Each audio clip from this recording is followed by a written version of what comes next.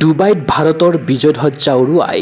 স্বভূমিত অসমৰ 2 পেৰা খেলুৱৈ Asian youth পেৰা গেমছত পদকজয়ী আনিস্মিতা লালৰামক বিমানবন্দৰত উষ্ম সম্ভাষণ টীম ইণ্ডিয়াৰ অফিচিয়েল ৰূপে যোৱা অসমৰ ৰাজীৱ দেকো গৃহভূমিত আদৰণি ঢোল তালৰ শব্দ জিপাল গুৱাহাটী বিমানবন্দৰৰ চৌপাশ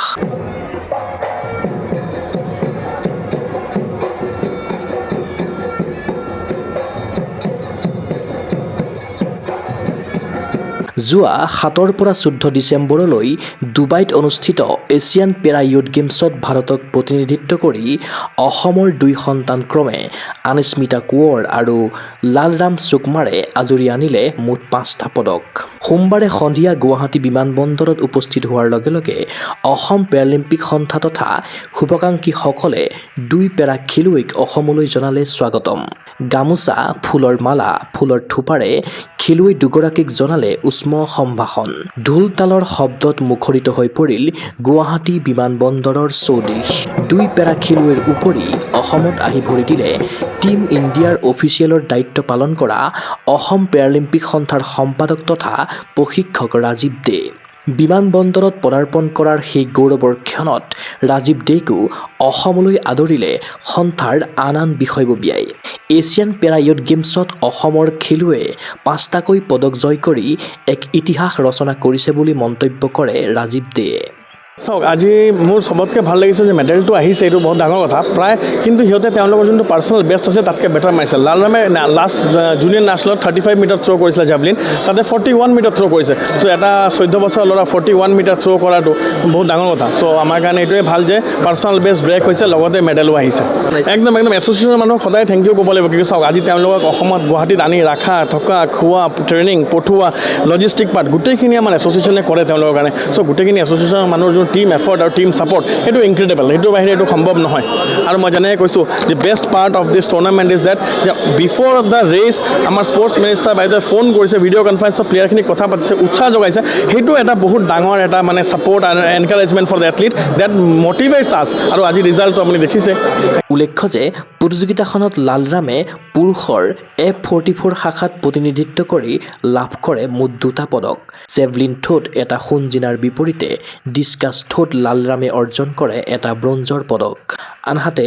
অসম তনয়া আনিস্মিতা কোঁৱৰে মহিলাৰ T44 শাখাত ভাৰতক উপহাৰ দিলে 3টা পদক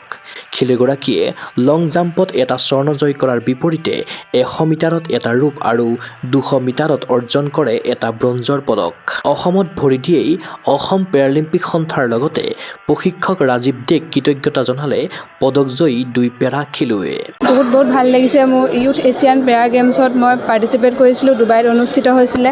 লং জাম্পত গ'ল্ড মেডেল পাবলৈ সক্ষম হৈছোঁ আৰু 100 মিটাৰত চিলভাৰ আৰু 200 মিটাৰত ব্ৰঞ্জ তোমাৰ যিটো সপোন আছিলে আন্তঃৰাষ্ট্ৰীয় মানে খেলিবলৈ সেইটো সপোন পূৰ্ণ হ'ল আজি হ'ল এইটো মোৰ সপোন আছিলে এই সপোনটো পূৰণ হোৱাত মোৰ বহুত ভাল লাগিছে পেৰালিম্পিক এছ'চিয়েশ্যন অফ আছামে বহুত সহায় কৰিছে তেওঁলোককো ধন্যবাদ লগতে ৰাজীৱ ছাৰেও আমাৰ কাৰণে বহুত কৰিছে তেওঁকো बहुत धन्यवाद एक्सपीरियंस तो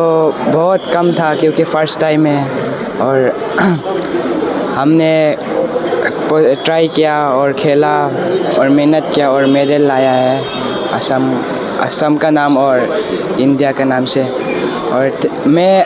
थैंक यू बोलना चाहता हूँ PCI ऑफ इंडिया और राजीव सर उन लोग ने खिलाया और भगवान ने भी मदद किया है खिलाने के लिए thank you very much sir तो ক্ৰীড়া অনুৰাগী ৰাহা আনিস্মিতা কোঁৱৰ আৰু লালৰাম সুকুমাৰৰ এই বিজয়যাত্ৰা হওক অপ্ৰতিৰোধ্য গুগল স্পৰ্টছ এনিৰ তৰফৰ পৰাও 2 পদকজয়ী পেৰা খেলুৱৈক অসম ভূমিলৈ জনালো স্বাগতম চিন্ময় বৰাৰ প্ৰতিবেদন Google sports any physical education বিষয়ত ডিগ্ৰী পাঠ্যক্ৰমৰ কাৰণে অসম তথা উত্তৰ পূৰ্বাঞ্চলৰ প্ৰথমখন শিক্ষানুষ্ঠান অভিৰুচি ইনষ্টিটিউট অৱ ফিজিকেল এডুকেশ্যন 2 বছৰীয়া ফিজিকেল এডুকেশ্যনৰ BPEd পাঠ্যক্ৰম আৰু 4 বছৰীয়া BPES পাঠ্যক্ৰমৰ বাবে নামভৰ্তি চলি আছে বিতংকৈ জানিবৰ বাবে আজি যোগাযোগ কৰক যোগাযোগৰ নম্বৰসমূহ হৈছে 9435100098 7002 33540 88765210098 ৱেবছাইট www.aipguwahati.in